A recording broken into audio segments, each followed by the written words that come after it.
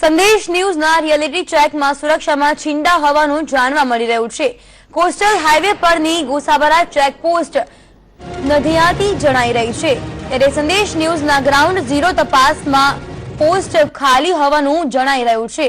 મહત્વની ગણાતી ગોસાબરા ચેકપોસ્ટ પર સુરક્ષાકર્મીઓ જ ન હતા। દાઉદ ગેંગના મમુમિયાએ અહીંથી આરડીએક્સનું લેન્ડિંગ કર્યું હતું।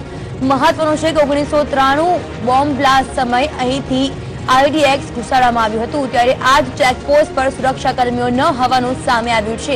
આ આરડીએક્સ દ્વારા મુંબઈમાં બ્લાસ્ટ કરવામાં આવ્યા હતા। આતંકીઓ દ્વારા ગોસાબારાનો ઉપયોગ કરાયો હતો, તે છતાં પણ આ ચેકપોસ્ટ ખાલી હોવાનું જાણવા મળી રહ્યું છે।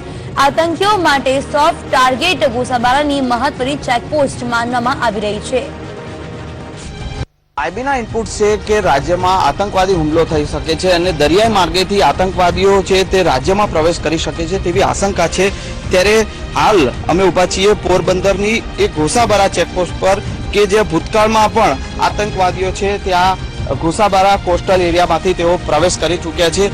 જોકે હાલ આ ગોસાબારા ચેકપોસ્ટ ઉપર કોઈ પણ પ્રકારનું ચેકિંગ જોવા મળતું નથી, કોઈ પણ પ્રકારની તપાસ પણ કરવામાં આવતી નથી। હાલ એક પણ સુરક્ષા કર્મી જે છે તે અહીંયા ગોસાબારા ચેકપોસ્ટ પર હાજર નથી, એટલે ક્યાંક ને ક્યાંક સુરક્ષામાં છે તે છીંડા જોવા મળી રહ્યા છે। ભૂતકાળમાં જે 1993માં જે બોમ્બ બ્લાસ્ટ જે થયા હતા બોમ્બેમાં, તેમાં જે ગોસાબારા ચેકપોસ્ટ પરથી જ એટલે કે ગોસાબારા કોસ્ટલ એરિયામાંથી જ જે આરડીએક્સ છે તે અહીંયા લેન્ડિંગ કરવામાં આવ્યો હતો અને બે શખ્સો જે છે મમ્મુ મિયા પંજુ મિયા તેઓ પણ આમાં સંકળાયેલા હોવાની પણ વિગતો બહાર આવી હતી। ત્યારે હાલ આપ જોઈ શકો છો કે આ ચેકપોસ્ટ ઉપર કોઈ પણ પ્રકારનું ચેકિંગ નથી અને બીજી તરફ અહીંયા જે ચેકપોસ્ટ પરના જે સુરક્ષાકર્મી છે તે પણ ક્યાંક ને ક્યાંક હાજર નથી।